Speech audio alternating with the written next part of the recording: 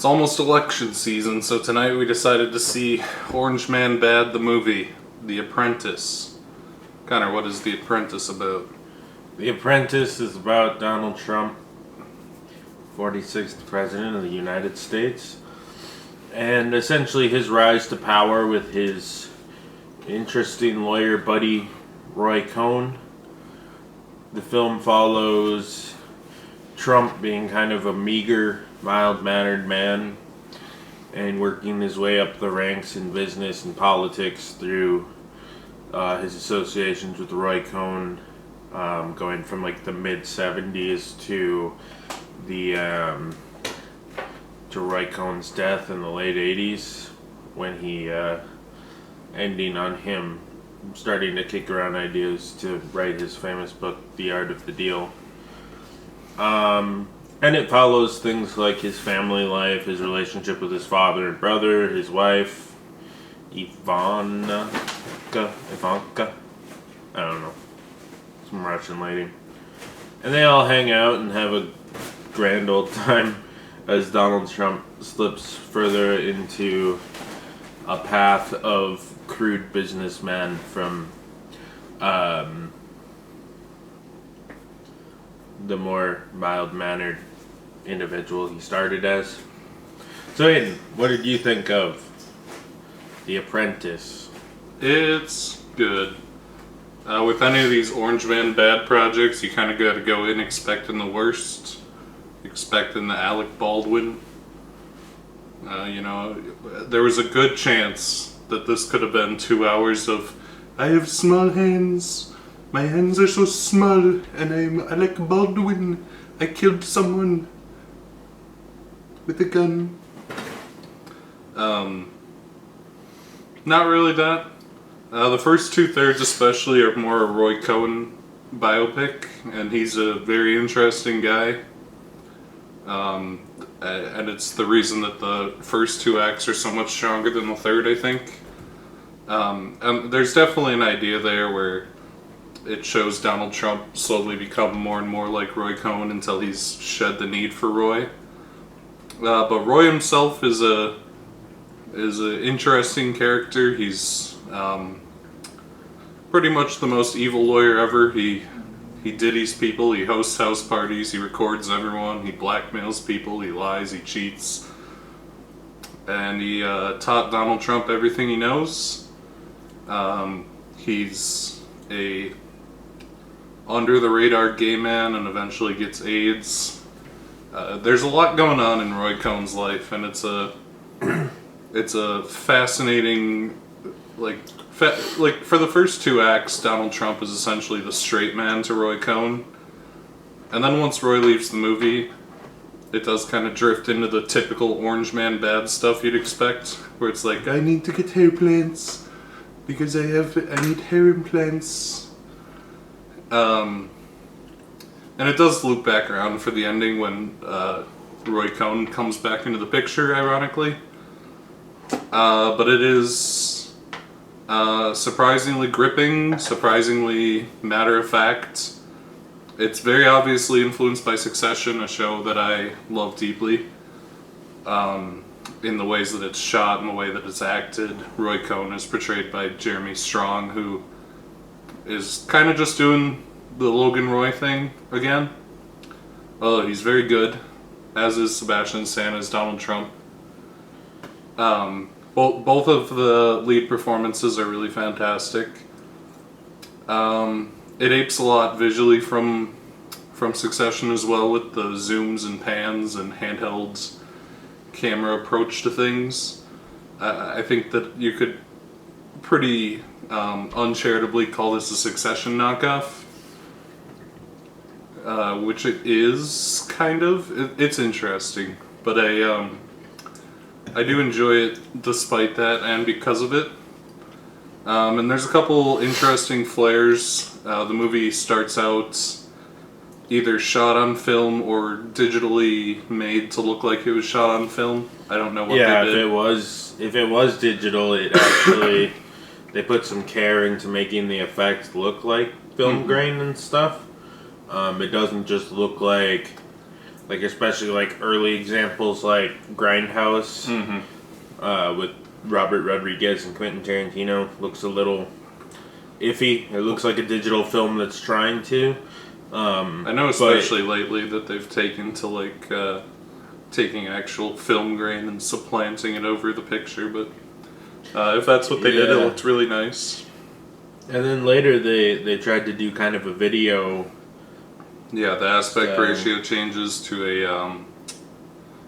a more square aspect ratio, probably like 3:4, like standard definition for the time. And it's shot on video as it transitions into the late 80s as consumer video became more popular than film. Yeah. So that's an interesting stylistic choice.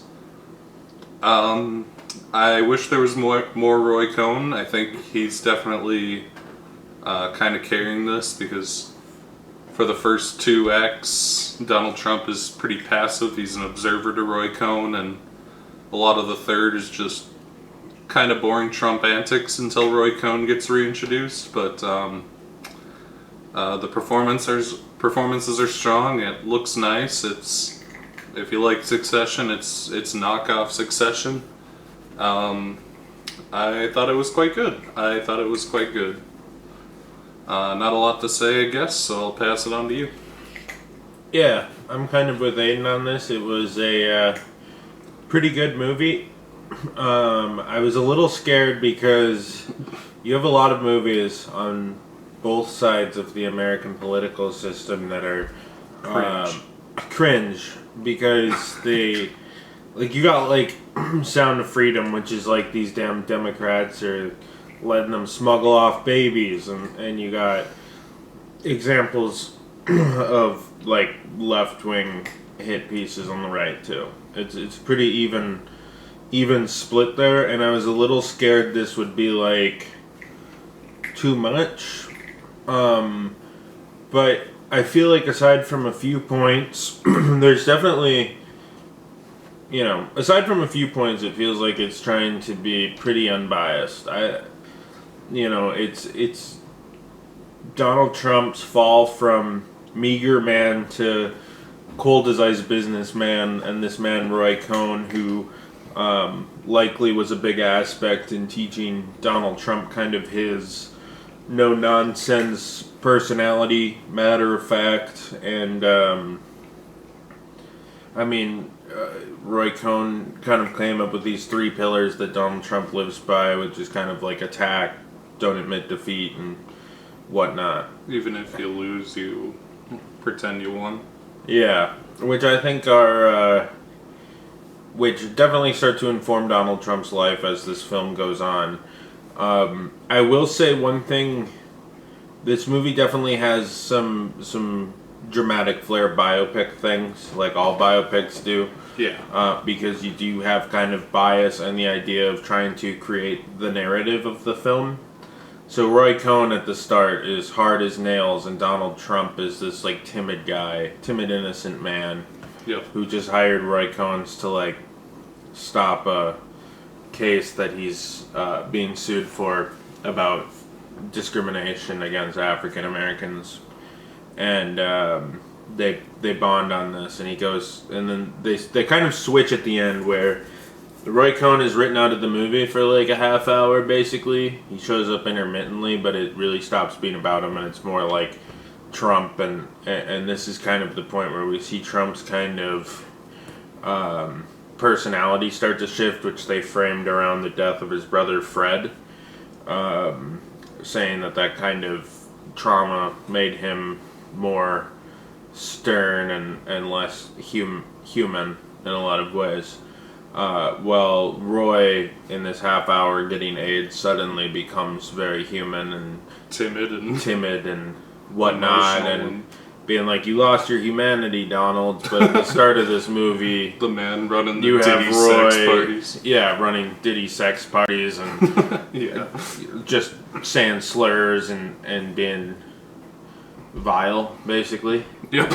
And then he kind of... They had to make him empathetic for the... They had to make him empathetic because at the end of the movie there's a point where Donald Trump, in a story that is seemingly true based on accounts, Trump was spread pretty thin and decided to just buy his friend who's dying of AIDS fake diamonds because he figured he wouldn't know the difference. He claimed they were 24 karat diamonds and were really talking him up to Roy as he gave it to him.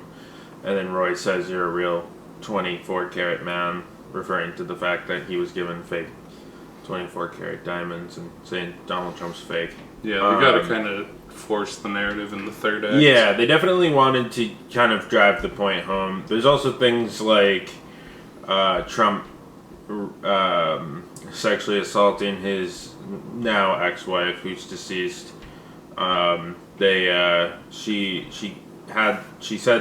She testified that this happened in like 1990, and then that was walked back. So, but I mean, it was definitely trying to kind of, whether or not that happened, it was trying to kind of illustrate the misogyny of Donald Trump, which was seen over the years. So they very much, they do have some political leanings and a thesis on how they want to portray Donald Trump.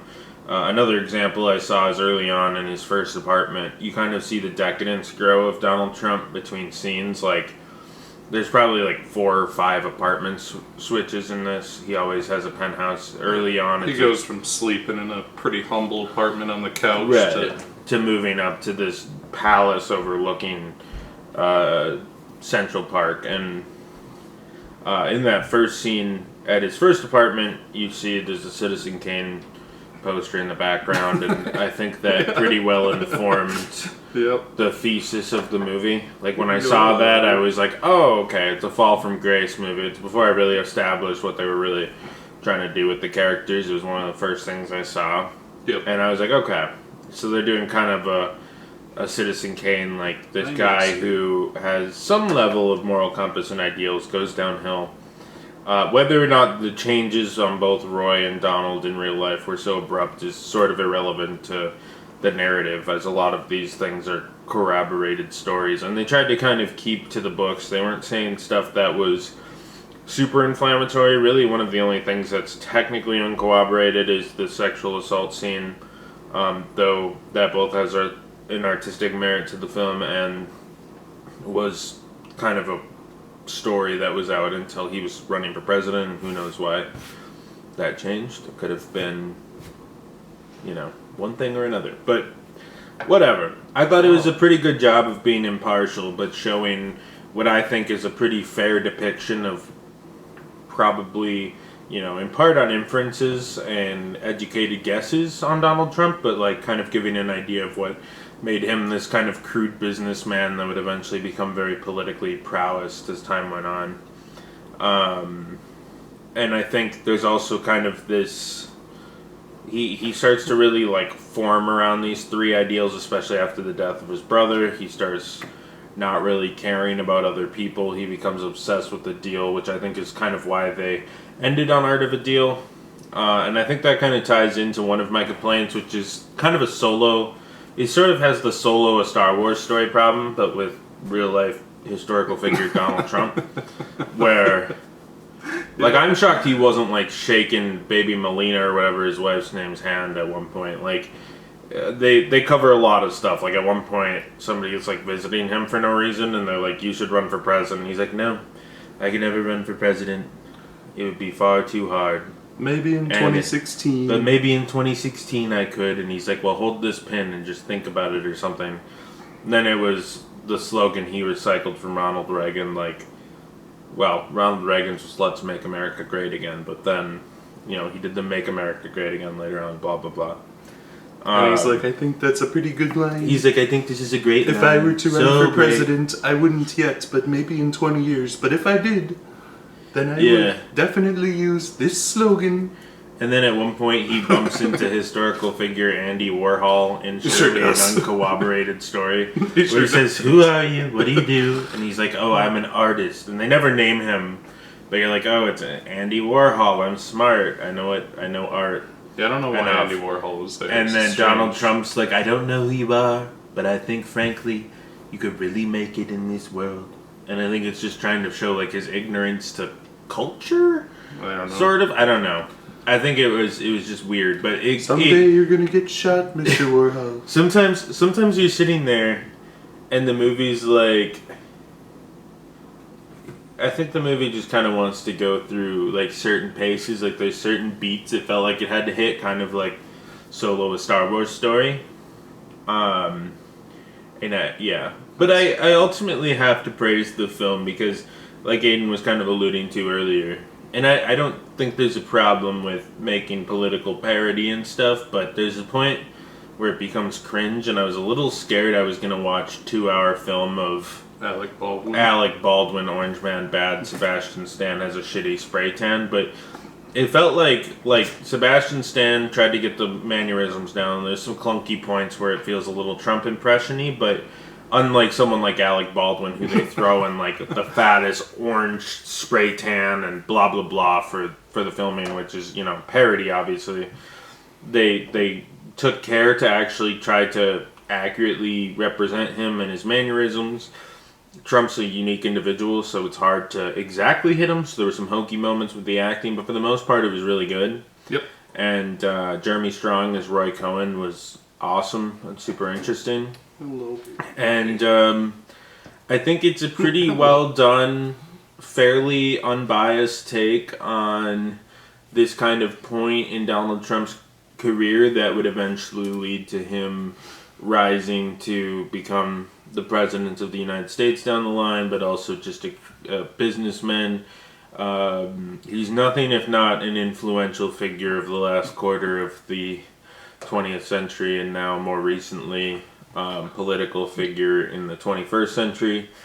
It's also just an strange guy. Time capsule of the 80s and 90s in a lot of ways. And I think the film does a good job expressing that with... They mix in a lot of archival footage, and you see Trump's businesses wane with the economy and go back and forth, and life in New York. And I think it gripped a very well idea, and there was a lot of like, kind of just trying to pull over like the feel that these kind of upper echelon people have, kind of the lifestyle they lived in the 80s. There's just cocaine, everyone's cheating on their wives are cheating on them, there's opioid addiction, everybody's misinformed about strange drugs they're taking, and like the AIDS epidemic, Donald Trump doesn't fully understand at first, and this and that, and I think it's an interesting take, and as someone who really doesn't care to talk about politics that much, I still appreciate when, as a film fan, when movies, you know, especially based on such a decisive figure in modern America and politics, and frankly the world, because, you know, the President of the United States has a lot of world politics, I think it would be easy to, you know, pick a side and either try to make Donald Trump look like the saint of all saints who never did anything wrong or nothing good, and or vice versa. And I think it's good to try to present the facts matter-of-factly and express this moment of Donald Trump's life, and I think I have to applaud them on doing a good job making a well-done film with interesting writing and shots and really good acting, and overall it's just a really solid film that I think is fairly interesting. And, you know, I know there's some people who would not like this movie. There's some people on both sides. On both sides, I think people would inherently not like this movie if you're very into it, you know? Like, I feel like people being like, well, you're praising it and Donald Trump's good for 5 minutes in the movie, or you're praising it and this and that, Donald Trump. I'm not going to discuss the politics of Donald Trump or any of that shit. I'm just saying it's a pretty well done movie, and I appreciate the fact that they tried to matter-of-factly go off of things that are at least mostly provable based on testimony from the time, rather than make Orange Man bad, says weird shit on Twitter, and he has a spray pan, and we're gonna make Alec Baldwin hold 2 miniature hands as a sight gag. It would be tempting to do those things. And I was also scared it could have been like a Sebastian Stan vanity picture, because like Alec Baldwin playing Trump, that was the vanity was all over it. Like, he was Yeah. eating up the fact that it made him popular more than anything. Yep. And I was scared that there would be the temptation to, like, try to do something. But I think Sebastian Stan just thought it would be an interesting dramatic role, and he seemed to take it fairly seriously and try to find the nuance there. Yep. And it was interesting. So, Aiden, would you recommend The Apprentice? Yeah. It's a well-made, well-acted, well-shot movie about an interesting figure. It's very balanced. He's a very empathetic character for the first half, and not so much the second half. I'm sure there's a lot of people on both sides who would despise this movie for that, but it's an interesting reflection of one of the most important people of modern times. Incredibly well made. It is a Succession knockoff, but Succession's over, so we gotta fill the void somehow. Take what we can get until they make The Menu 2. Anya Taylor-Joy's Revenge. Yep.